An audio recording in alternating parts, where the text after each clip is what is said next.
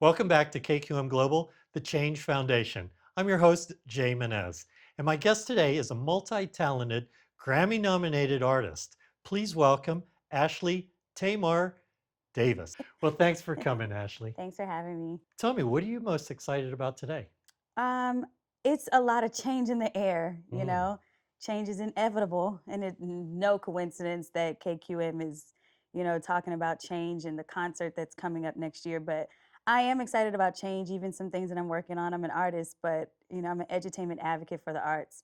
And I am just blown away at how many things are happening because people are forced to stay inside and forced to communicate.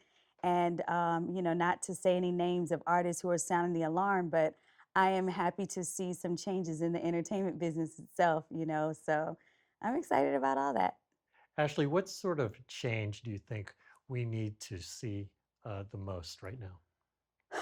There's change everywhere. There could be change in the home, change in the educational system. I don't know that much about politics, but I think we've all kind of been forced to learn more about politics, change in politics, change in our healthcare.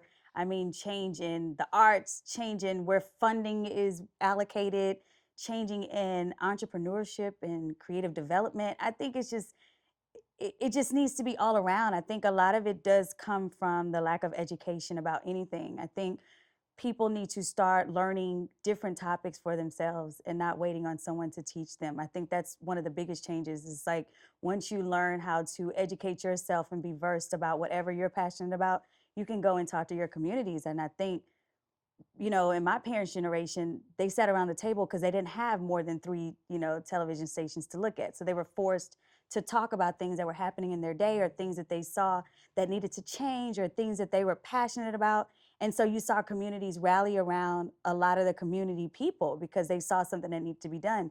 So I feel like it's everywhere. I don't think there's one particular place right now. I think everyone just needs to start talking. And if people don't know what to ask, I think they should just try to start talking to find out what to ask so maybe they can find out in the process of what they need to learn. So I don't know. That's a very big question.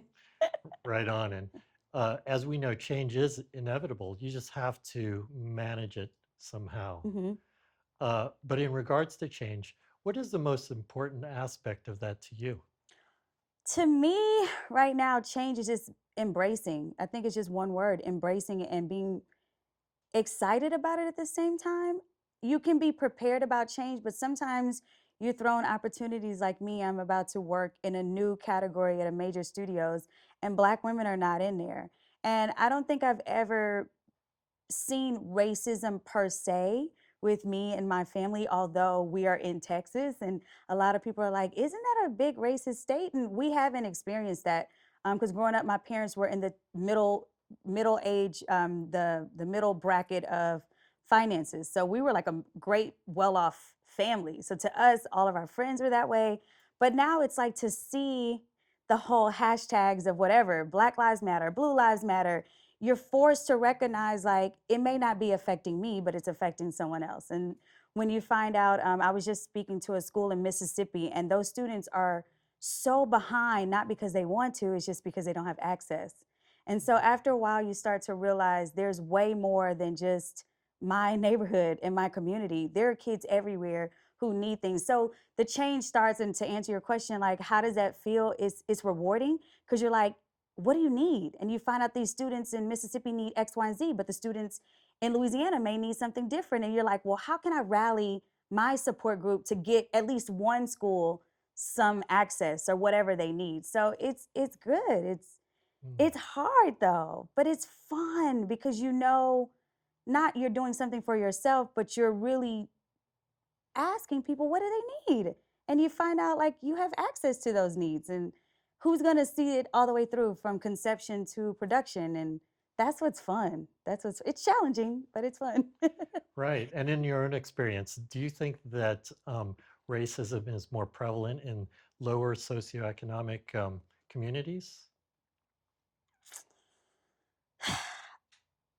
Looking at the TV, yeah, it is. But it's a deeper rooted thing because I was just telling somebody recently, no matter how lengthy my resume is, I still have to prove that I can sing, or I still have to prove that I'm as professional as my resume comes. So there's some injustices there because you're just like, gosh, I gotta, audition for another role again, and it's just like you can find out some people are already fans of yours, but for some reason you still have to prove that you can do this particular role. So I think it's very at the doorstep because of the Black Lives Matter, the racial injustice, the police brutality, or even just the lack of education of like if a police asks you to stop.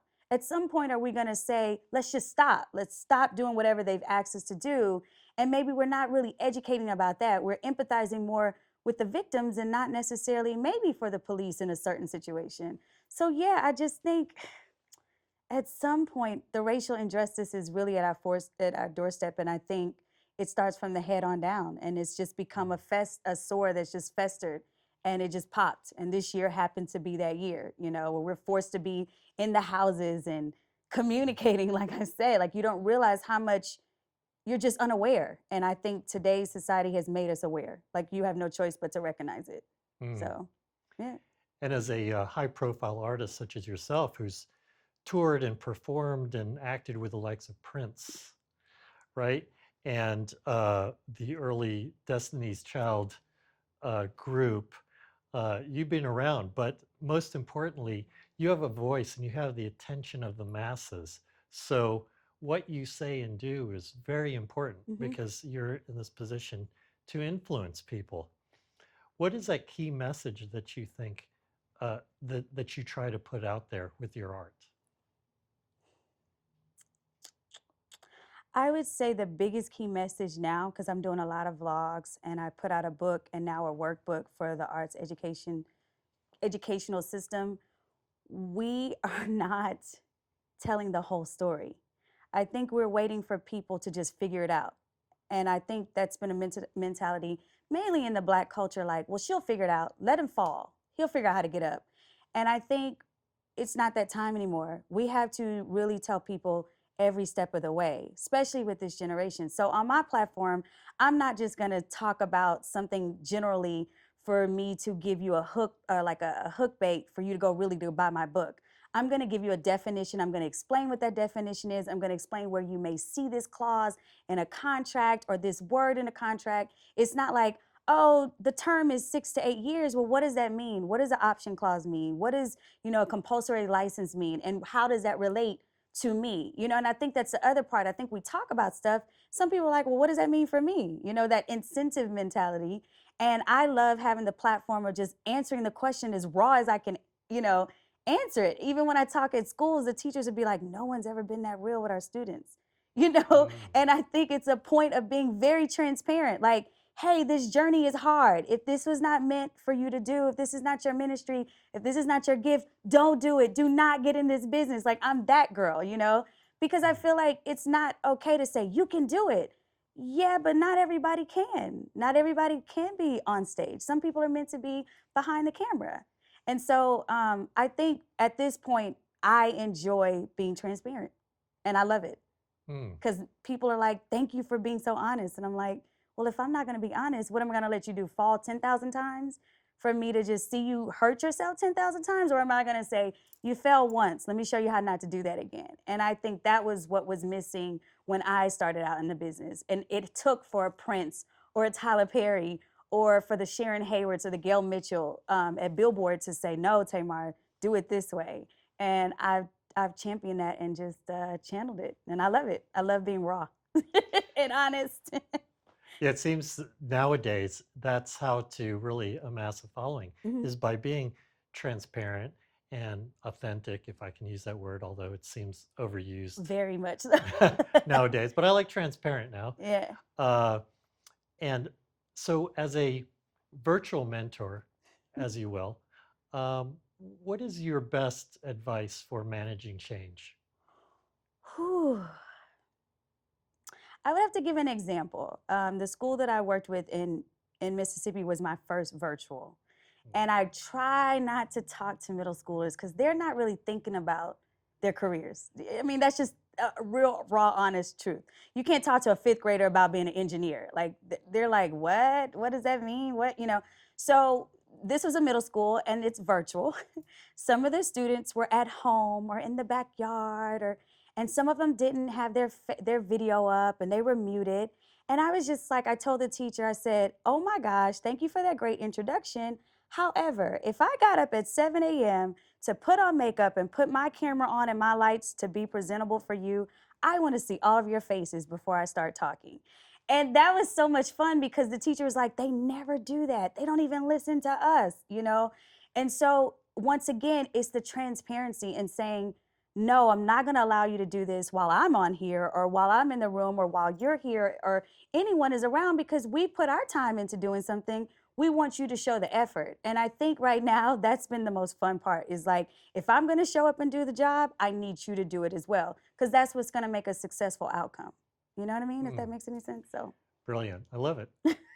so you have to start the change by if you see something wrong. And I think the other part of it is sometimes when we see something, some people, especially, some women, when we see something wrong, we add the emotional side to it. Versus when you see something wrong, there's a more decadent way to go about the change versus making it emotional. And that's the other part about it. Like when I saw that change with those students, I was like, wait a minute, I made it jokingly, but deep down I was like, I'm not going to allow you guys to hide behind a camera. You know what I mean? And the virtual aspect is new for everybody. Some of us don't want to be seen. I get it. But it's like, I don't want to be seen either, but I'm here. So I want to respect your time and I want you to respect my time. So I think really calling things out in a different way to not start a riot, if that Mm, makes any sense. Yeah. So yeah, great advice. it's like you can't have change and come in there with an attitude. Hmm. Like that defeats the purpose. We need to see an outcome, not your emotions, cause a ruckus. And that's Right. two different things. Yeah, you've got to approach it in a kind You way, have to. and then you can win them over to your way of thinking, Exactly, right? exactly. And you have to come in as a team player. Like we all have something to say. We all want to be heard, but it's a matter of who are we going to support to champion this goal and then learn how to be a good follower. Not all of us are meant to be in this situation as the leader. Though we're all leaders, at some point we've all got to follow the vision of this one person and then Mm, find out how we can help for the end goal. And I think right now is the perfect time to really champion other people's visions, see what people need, and see how you can help and not feel like the top dog all the time. And so that's been yeah. fun. It's been fun. It's been fun to speak my mind when it comes to things that are out of order. If I have anything to do with it. Now, if I don't have anything to do with it, I'm not going to give my 2 cents. You know what I mean? But if I have something to do with it, like that class from Mississippi, I was like, wait a minute. Oh, there's no way. I'm going to wait here until I see 5 more faces. You know what I mean? And so the outcome was great. And that's what we wanted. So All right. Right on. yeah. Well, we've come together here for the Change Foundation and the Change Concert. What does the event mean to you? Well, first of all, like I think we all just want to get out of the house. So shout out to Emilio getting us out of the house. Mm, But I grew up in the 80s and hip hop was not in our household. But I've always been an NWA fan. So it's always cool to see, it's always been taboo and a myth with hip hop. Like, it's always bad to listen to, but they've always made change in what they've said. So they've always been a catalyst to change. So I'm excited to not only see them perform, but I'm also able to, and hopefully I'm performing too, but to see a different array of artists come together, like the We Are the Worlds. We have not had anything so impactful.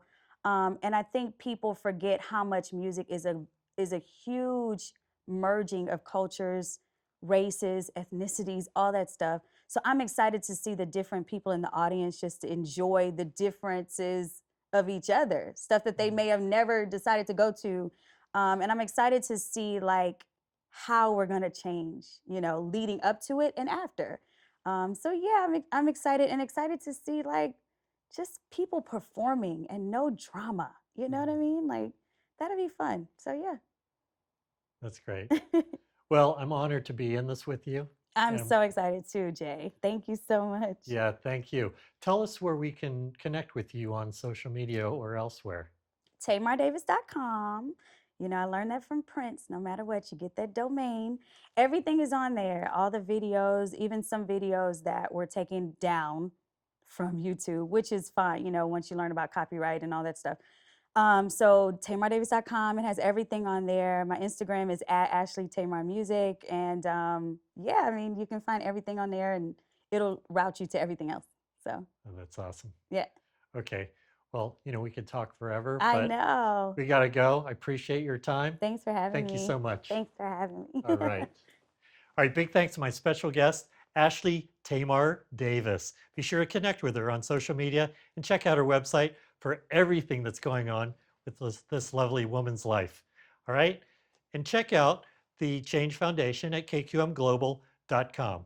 Thanks for watching. I'm Jay Menez, and we'll see you next time. All right. Thank you so Thank you. much. It Thank was so you. much fun.